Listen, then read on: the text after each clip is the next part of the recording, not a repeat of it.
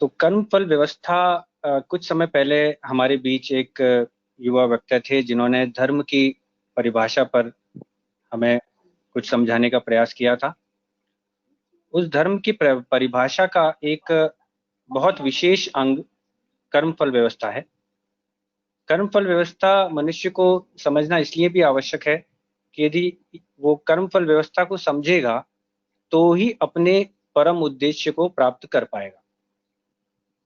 अब परम उद्देश्य हम आने वाले प्रेजेंटेशन में समझने की कोशिश करेंगे कि क्या है, लेकिन अभी मूल रूप से हम समझ सकते हैं कि सुख को प्राप्त करना और दुखों को दूर करना। इस प्रेजेंटेशन में जो मुख्य बिंदु मैं बताना चाहूंगा वो ये है: न्यायकारी ईश्वर, आत्मा के संबंध में हम कुछ चर्चा करेंगे, कर्म के साधन, कर्म के प्रकार के बारे में कुछ चर्चा करेंगे, और फिर कर्मफल और कर्मफल से संबंधित जो सूक्ष्म बिंदु हैं उन पे हम अपना विचार प्रकट करेंगे। यहाँ पे मैंने कुछ मंत्रों का विवरण नहीं दिया है। मेरा मानना है कि सभी सभाजन समय समय पर स्वाध्याय करते रहते हैं और वो इस बात से निश्चिंत हैं कि जो भी यहाँ पे कहा गया है वो आर्ष ग्रंथों की धारणा के आधार पर ही कहा गया है। तो इसी प्रक्रिया में आगे बढ़ते हुए हम सबसे पहले ईश्वर को के कुछ गुणों के बारे में यहाँ चर्चा करेंगे। वैसे तो ईश्वर अनंत गुण युक्त है, अद्वितीय है और उसके गुणों की कोई सीमा नहीं है और हर हर गुण उसका सर्वोत्तम है। फिर भी जो न्याय व्यवस्था, कर्मफल व्यवस्था को समझने के लिए आवश्यक है, उनमें से कुछ गुणों को मैंने यहाँ पे रखने का प्रयास किया है। तो न्याय व्यवस्था के लिए ये आवश्यक है कि व्यक्ति के द्वारा किए हुए कर्मों को कर्म का फल देने वाला भली भांति जानता हो। अब जब हम ये पृष्ठभूमि रख देते हैं तो ये आवश्यक हो जाता है कि उसके अंदर इस तरीके के गुण हो या उसका व्यक्तित्व इस तरीके का हो जो कि हर आत्मा की हर समय हो रहे गुणों को देख सकता हो। और हम ये वेद से समझ पाते हैं कि ईश्वर का एक गुण है सर्वज्ञ। तो ईश्वर क्योंकि सर्वज्ञ है, इसीलिए वो हर समय देख पाता है कि कौन व्यक्ति क्या कर्म कर रहा है। न्याय व्यवस्था में यह भी आवश्यक है कि न्यायाधीश कर्मों का फल दे और देने की क्षमता भी रखता हो। इसीलिए ईश्वर के सर्वशक्तिशाली गुण को भी हम यहाँ पे देखते हैं, जो कि वेद बताता है कि ईश्वर सर्वशक्तिशाली है। इसका अर्थ ये, तात्पर्य ये भी है कि अगर किसी के गुणों, किसी के कर्म के आधार पर उसको फल देने की चेष्टा रखता है तो कोई भी शक्ति ऐसी नहीं है जो उसको रोक सके। अमूमन सामान्यतः हम समाज में देखते हैं कि न्यायाधीश ने कोई निर्णय दे दिया, लेकिन उस न्यायाधीश के निर्णय को भी कुछ प्रभावशाली व्यक्ति धन, लोभ आदि देकर के पलट सकते हैं, क्योंकि न्यायाधीश सर्वशक्तिशाली नहीं है। तो ईश्वर के सर्वशक्तिशाली गुण को हम आधार रख करके इस कर्मफल व्यवस्था को समझने का प्रयास करते हैं। ये भी आवश्यक है कि जो न्याय करता हो उसको किसी भी तरीके के लोभ की आवश्यकता न हो, ना ही उसकी कोई चेष्टा हो कि वो कोई लोभ, मोह या ऐसी कोई वस्तु उसको प्राप्त कराई दी जाए जो कि उसके पास ना हो और वो अपने निर्णय में परिवर्तन कर दे। तो हम सभी जानते हैं, वेद उपनिषद हमें बताते हैं कि ईश्वर आनंद युक्त है। आनंद युक्त का अर्थ ये हुआ कि जो भौतिक सुख मनुष्य और आत्मा प्राप्त कर सकती हैं, संपूर्ण भौतिक साधनों का उपयोग करते हुए भी, उससे भी परे एक आनंद गुण है जो कि ईश्वर में है और ईश्वर उस आनंद में हमेशा रहता है। तो जब ईश्वर इस आनंद में हमेशा रहता है तो उसके लिए आवश्यक ही नहीं है कि वो किसी लोभ और मोह से प्रभावित होकर के अपने निर्णय में परिवर्तन करे। न्यायकारी होने के साथ ये भी आवश्यक है कि कर्मफल व्यवस्था का उद्देश्य क्या है। कर्मफल व्यवस्था का उद्देश्य मनुष्य के कर्मों को उसके उसके कर्म के आधार पर उसको फल देना है, और साथ में ईश्वर दयालु भी है। इसलिए ईश्वर कर्मफल व्यवस्था में कर्मों के फल, और जब व्यक्ति पाप करता है तो पाप का जो दुख रूपी फल मिलता है, उस दुख रूपी फल को देते हुए भी ईश्वर दया का भाव हमेशा रखता है। ये हम कुछ आगे चल के जब बिंदु आएंगे तो उन पर हम विचार करेंगे। और मुख्य रूप से न्यायकारी है, ये तो हम जानते ही हैं। वेद हमें बताता है कि ईश्वर न्यायकारी है, और इस न्यायकारी गुण के होने के कारण ईश्वर ही सबके कर्मों को सही सही रूप से फल देने के लिए योग्य है। अब हम आगे चल करके आत्मा के संबंध में कुछ जानना चाहेंगे, जो कि इस कर्मफल व्यवस्था में बहुत उपयोगी है। तो कर्मफल व्यवस्था के परिणामों को और उसकी परिभाषा को समझने के लिए ये आवश्यक हो जाता है कि हम इस बात को समझें कि आत्मा एक देशी है। ये एक देशी कर्मफल व्यवस्था में फल भोगने के लिए भी आवश्यक है, और समाज में जो कुछ व्यक्ति न्याय करते हैं, जैसे न्यायाधीश करते हैं, जब हम विद्यालय में होते हैं तो शिक्षक हमारे लिए न्याय करते हैं, समाज की सामाजिक व्यवस्थाओं से भी हमारे लिए न्याय होता है। उस व्यवस्था में भी जो न्याय हमारे साथ होता है, उसमें न्याय करने वाली जो आत्मा होती हैं, जो उस पद पर उपस्थित होती हैं और जिसके आधार पर वो न्याय कर पाती हैं, वो एक देशी होती है। एक देशी होने के कारण उनको एक सामान्य और सीमित ज्ञान ही होता है व्यक्ति के कर्म के बारे में। तो ये जानने के बाद अब हम समझ पाएंगे कि क्यों अंततः न्याय ईश्वर के द्वारा ही होता है, और ईश्वर उस न्याय व्यवस्था में अपना कर्तव्य निभाता है। आत्मा का दूसरा स्वभाव है कर्म करना। कर्म करने का उसका उद्देश्य सतत उत्तम सुख हेतु प्रयत्नशील होना होता है। इसको हम इस तरीके से भी विचार कर सकते हैं कि आप सब लोगों ने अपने लिए अपने अपने पास भौतिक सुख सुविधाओं के साधन के रूप में स्मार्टफोन लिया है। आप सभी लोगों ने कभी अपने लिए मोटरसाइकिल भी ली होगी, कुछ सज्जनों ने अपने लिए कार भी ली होगी। जब पहली बार आपने उस कार का उपयोग किया होगा, आपको एक विशेष सुख की प्राप्ति हुई होगी, लेकिन वो सुख की मात्रा समय के साथ धीरे धीरे कम होती चली गई होगी। तो इसका उद्देश्य, इसका अर्थ ये होता है कि हम हर समय प्रयास करते हैं कि जो भी सुख हमें मिल गया है, हम उस सुख से और बेहतर सुख को प्राप्त करें। अब इस प्रक्रिया में एक दूसरा प्रभाव ये भी है कि सुख को प्राप्त करने के अलावा हम दुख को दूर करने का भी प्रयत्न हमेशा करते हैं, और दुख को दूर करने का प्रयत्न इतना ज्यादा प्रभावशील होता है कि कुछ विशेष परिस्थितियों में सुख को प्राप्त करने से ज्यादा अधिक महत्वपूर्ण दुख को दूर करना बन जाता है। जैसे कि कोई व्यक्ति यदि शारीरिक रूप से स्वस्थ नहीं है, तो वो निश्चित रूप से अपने लिए सुख के साधन संसाधन या भौतिक भोग विलास में डूबने से पहले अपने स्वास्थ्य को उपचार के लिए चिकित्सक के पास लेना ज्यादा आवश्यक महसूस करता है, और कई परिस्थितियों में सुख के सारे साधनों को बेच करके भी उस दुख को दूर करने का प्रयास करता है। तो ये आत्मा का एक स्वभाव है। ये भी निश्चित है, हम वेदों और उपनिषद से पढ़ते हैं कि आत्मा अमर है। तो यदि अमर है, तो ये भी संभव है कि उसके हर किए हुए कर्म का फल इस जन्म में वो ना ले पाए, उसके लिए और भी जन्म हमें लेने पड़ सकते हैं। अब आप एक छोटा सा एग्जाम्पल ये समझिए कि किसी व्यक्ति ने बहुत अधिक पुण्य किए और वो समाज का हित करता हुआ आगे बढ़ रहा है, लेकिन समाज में अराजकता के चलते कुछ असामाजिक तत्वों ने उसका वध कर दिया। अब वो बेचारा तो अपना सुख जो भी उसको मिलना था वो नहीं ले पाया, उससे पहले उसकी मृत्यु हो गई। तो ईश्वर की न्याय व्यवस्था ये है कि आत्मा अमर है, इस बात को ध्यान में रखते हुए उसको अगले जन्म में उसके कर्मों का उस हिसाब से फल प्राप्त करा दिया जाएगा, और जो उसकी क्षतिपूर्ति होती है इस व्यवस्था को भी आगे ध्यान में रखते हुए उसके कुछ सुखों में बढ़ोतरी कर दी जाएगी। अब ये भी हम आने वाले बिंदुओं में इस बात को समझने का प्रयास करेंगे। कर्म करते हुए कर्ता के आधार पर कर्म को हम कुछ निम्नलिखित भेदों में हम बांट सकते हैं। एक तो कृत कर्म वो होते हैं जो आत्मा स्वयं कर रही है, जो मनुष्य स्वयं कर रहा है। कारित कर्म जो मनुष्य स्वयं ना करते हुए किसी के द्वारा करवा रहा है।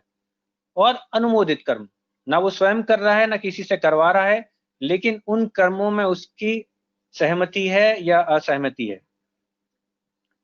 अब इसके आधार पर कर्म पाप और पुण्य की श्रेणी में आ जाते हैं, जो कि हमने आगे कुछ समय पहले हमने सुना था कि वेद ही निश्चित करता है कि कोई कर्म पाप है या पुण्य है, ये इसका निर्धारण ईश्वर करता है। अब कर्म के साधन जो हमारे पास हैं, अब वो मन है, वाणी है और शरीर है। यहाँ चित्र देख के आप समझ सकते हैं कि जो कर्मों की सामान्यता संख्या है या मात्रा है या उनका मैग्नीट्यूड, हम यदि इंग्लिश में कहें तो मैग्नीट्यूड है, वो मन का कम है, वाणी का अधिक है और शरीर का और उससे ज्यादा अधिक है। ये सामान्य रूप से है, लेकिन अपवाद रूप में कुछ ऐसी परिस्थितियां भी हो सकती हैं कि जैसे आपने सामान्यतः समाज में सुना है कि किसी व्यक्ति को शरीर का दुख इतना नहीं हुआ, लेकिन किसी की कही हुई बात बहुत ज्यादा दुखी कर गई, तो वाणी से किया हुआ कर्म अधिक प्रभावशाली हो गया और शरीर से किया हुआ पुण्य कर्म या उसके प्रति की हुई सेवा कम प्रभावशाली हुई। तो इसीलिए मैंने यहाँ आधार रूप में दिखाने का कोशिश किया है कि कर्म के मन, वाणी और शरीर से किस तरीके से मनुष्य कर्म कर सकता है। कर्म के प्रकार को हम यदि बांटना चाहें तो मुख्य रूप से सकाम और निष्काम कर्मों में हम उसको बांट सकते हैं। अब यहाँ पर आप सभी लोग स्वाध्यायी हैं, तो ये निश्चित है कि आप जानते हैं कि सकाम कर्म क्या है, निष्काम कर्म क्या है। मैं अपने कुछ विचार इसमें रख देता हूं। भौतिक सुख सुविधाओं को ध्यान में रखते हुए और ईश्वर प्राप्त या फिर ये कहें ईश्वर प्राप्ति को ना ध्यान में रखते हुए जो भी कर्म किए जाते हैं वो सकाम कर्म की श्रेणी में आते हैं। सकाम कर्म की श्रेणी का मतलब ये है कि भौतिक सुख साधन मिलेंगे या सुख साधनों की इच्छा होगी या फिर लोकेशना, उत्तरेषणा या वित्रेषणा से प्रभावित होकर के हम वो कर्म करेंगे। अब वो किए हुए कर्म पाप भी हो सकते हैं, पुण्य भी हो सकते हैं। ईश्वर ने किसी व्यवस्था में ऐसा नहीं कहा है कि आप सकाम कर्म नहीं कर सकते। ईश्वर ने अपना ज्ञान दिया है, ईश्वर ने निश्चित कर दिया है कि जो आप भौतिक सुख सुविधाएं ले रहे हो या जन्म लेकर के जिन सुखों को आप प्राप्त कर सकते हो, उन सुखों से कई गुना अधिक सुख मुक्ति का सुख है। जो बुद्धिमान हो उस सुख को समझ सकते हो, उसको प्राप्त करने के लिए प्रयत्नशील हो, और जो उस बुद्धिमान नहीं हो या उसकी उपयोगिता नहीं समझते हो, वो अपनी बुद्धि के अनुसार समाज में उन कर्मों को करते रहें जो कि उनको सुख देने की क्षमता रखते हो। अब इस क्षमता का आकलन मनुष्य अपनी बुद्धि के आधार पर करता है। एक विवेकी व्यक्ति के लिए शराब का सेवन करना एक पाप कर्म की श्रेणी में आता है और एक अविवेकी व्यक्ति के लिए ये सुख प्राप्ति का साधन हो जाता है। अब ईश्वर की व्यवस्था तो मनुष्य को उसने स्वतंत्र रखा हुआ है कर्म करने के लिए, लेकिन यहाँ पर बुद्धि, व्यक्ति का बुद्धि कैसी है, उसका ज्ञान कैसा है, और यहाँ ज्ञान शब्द पर मैं विशेष रूप से आपको बताना चाहूंगा, जो हमने अपने जीवन में उतार लिया है और हमारी आत्मा जिसको सही समझने लग गई है। हम ऐसा भी बहुत सामान्य रूप से देखते हैं कि बहुत अधिक विद्वान, बहुत अधिक उपनिषद और धर्म ग्रंथों के ज्ञाता होते हुए भी लोकेशना, वित्रेषणा और पुत्रेषणा में मिले हुए हमें बहुत अधिक सज्जन व्यक्ति मिल जाते हैं जिनके लिए यही महत्वपूर्ण हो जाता है कि लोग बाग मेरी वाहवाही कितनी करते हैं। जैसे आपने गांव में कहावत भी सुनी होगी कि जमीन जायदाद का तो मुझे इतना लोभ नहीं है, लेकिन मेरी नाक बहुत मेरे लिए महत्वपूर्ण है। उस स्थिति में मनुष्य पाप और पुण्य कर्म करता रहता है। खैर, निष्काम कर्म हमेशा पुण्य कर्म ही होते हैं।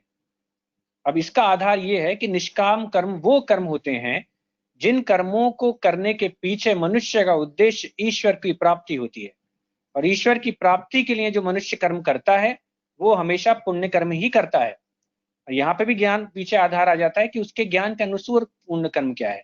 हो सकता है किसी का ज्ञान ईश्वर को प्राप्त करने के लिए बलि प्रथा का समर्थन करता हो, तो ये उसकी अज्ञानता है, और वेद के अनुसार क्योंकि ये पाप कर्म है उस निश्चित रूप से उसको उसका दंड भोगना ही पड़ेगा। लेकिन निष्काम कर्म पुण्य कर्म ही होते हैं। अब यहाँ विचार की बात है, क्या समाज में रहता हुआ सामाजिक संसाधनों की व्यवस्था करता हुआ मनुष्य सकाम कर्म कर रहा है या निष्काम कर्म कर रहा है? इसका निश्चय करना दृष्टा की दृष्टि में अत्यंत दुर्लभ है, अत्यंत मुश्किल है, क्योंकि ये तो व्यक्ति ही बता सकता है उसके मन में ये कर्म के प्रति जो भावना है और वो किस भावना से इस कर्म को कर रहा है। मैं एक मिनट म्यूट कर देता हूं, कुछ सज्जन शायद अनम्यूट हो गए हैं। तो हम निष्काम कर्म के बारे में यहाँ पे चर्चा कर रहे थे। तो निष्काम कर्म सांसारिक साधनों का संरक्षण करते हुए भी मनुष्य निष्काम कर्म कर सकता है। ये वेद कहता है कि मनुष्य को 100 वर्ष तक जीने की इच्छा रखनी चाहिए। 1000 हाथों से कमा करके 100 हाथों से बांटने की इच्छा रखनी चाहिए। इसके लिए निश्चित रूप से उसको व्यापार करना पड़ेगा, अर्थ की व्यवस्था करनी पड़ेगी।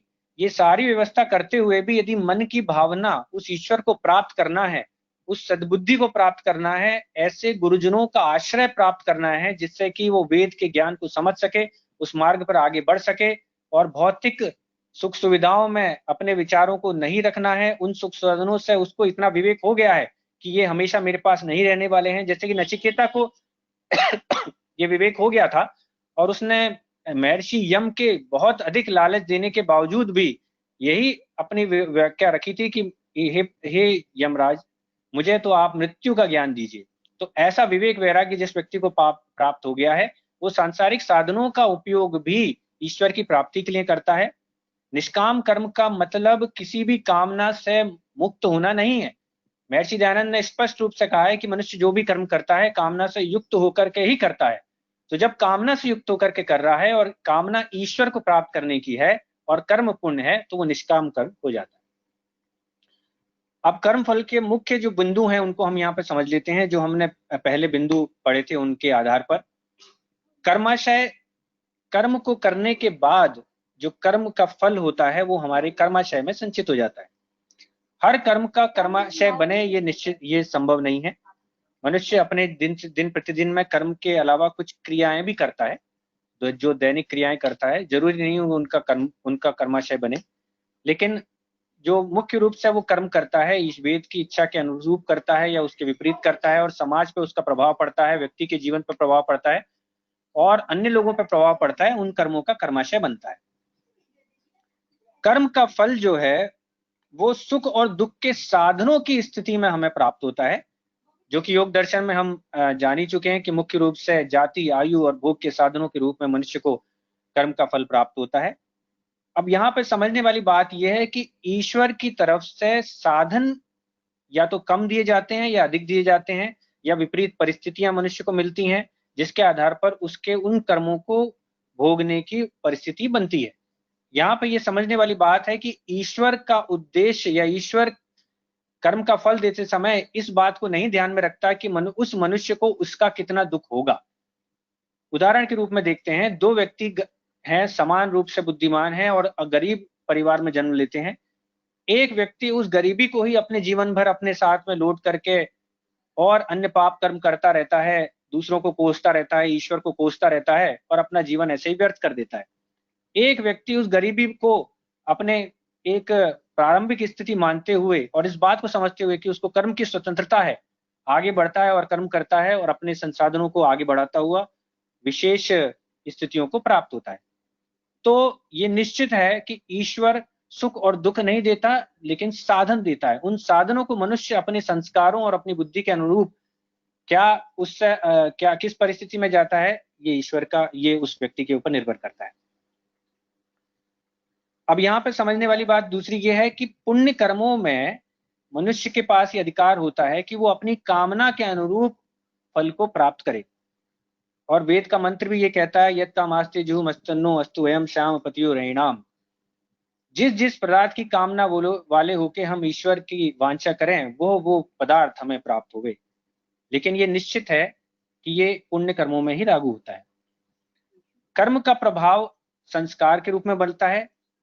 जब हम कर्म करते हैं तो उसका प्रभाव, उसका या तो हमारे ऊपर संस्कार बनता है, वो संस्कार उस परिस्थिति में मनुष्य के उन्हीं कर्मों को दोबारा करने की स्थिति को निश्चित करता है। तो जैसे कि जो व्यक्ति चोरी करता है पहली बार, उसके मन में हो सकता है चोरी का संस्कार पहले से ना हो, लेकिन किसी परिस्थिति के वश उसने वो चोरी कर ली। लेकिन अब जब उसने चोरी कर ली तो अगली बार इस कर्म को दोबारा करने की संभावना बन जाती है। और इन संस्कारों कर्म का फल तो सुख और दुख के साधन मिलने पर समाप्त हो जाता है, लेकिन संस्कार को मनुष्य को दंत बीज अपने खुद के प्रयास से ही करना पड़ता है। इसका आशय ये भी हमें समझना चाहिए कि पूर्व जन्म में यदि हम कुछ पाप कर्म करके आए हैं तो उनके संस्कार हमारे शरीर में, हमारे मन में मौजूद होते हैं, और जब वो परिस्थितियां आती हैं तो हम उसके अनुरूप अपनी कर्म करने के लिए प्रेरित होते हैं। लेकिन यदि हमने कुछ सकाम कर्म किए हैं जिसके चलते हमें विद्वानों का सत्संग और ग्रंथों की उपलब्धि होती है तो हम अपनी बुद्धि का उपयोग करके उन संस्कारों को दबाने का प्रयास कर सकते हैं और करना चाहिए। इसमें एक और जो बिंदु है वो समझने का ये है कि हर कर्म का प्रभाव, हर कर्म का फल जरूरी नहीं है कर्ता को ही मिले, अन्यों के कर्म का प्रभाव भी हमें मिलता है, जिसमें कि ईश्वर की न्याय व्यवस्था के अनुसार क्षतिपूर्ति होती है। लेकिन क्षतिपूर्ति का के लिए आवश्यक है कि मनुष्य ने अपनी तरफ से पूरा पूरा प्रयास किया हो। जैसे कि ईश्वर ने कहा है कि मनुष्यों को आवश्यक है कि वो दुर्जनों से अपनी सुरक्षा करे। आप रेलवे स्टेशन पे गए, आपने अपना सामान रखा हुआ है, आप उसको पकड़ करके अच्छे से बैठे हुए हैं, फिर भी कोई चोरी करके ले गया आपको कुछ नशीला पदार्थ सुंघा करके, तो ये आपके साथ अन्याय हुआ है, ये आपके कर्म का फल नहीं है। ईश्वर आपकी क्षतिपूर्ति इस व्यवस्था के अनुरूप करेगा। लेकिन आप वहां पे बैठे हुए हैं गैर जिम्मेदार की तरह, आपने अपने सामान की खुद व्यवस्था नहीं करी, तो क्षतिपूर्ति तो होगी लेकिन उसकी मात्रा उतनी नहीं होगी। तो ये ईश्वर की न्याय व्यवस्था आ जाती है। इन सब बिंदुओं के आधार पर हम कर्मफल व्यवस्था को समझ सकते हैं। मैंने एक छोटा सा प्रयास किया, आप सब लोगों ने मेरी बात सुनी, उसके लिए बहुत बहुत आपका धन्यवाद।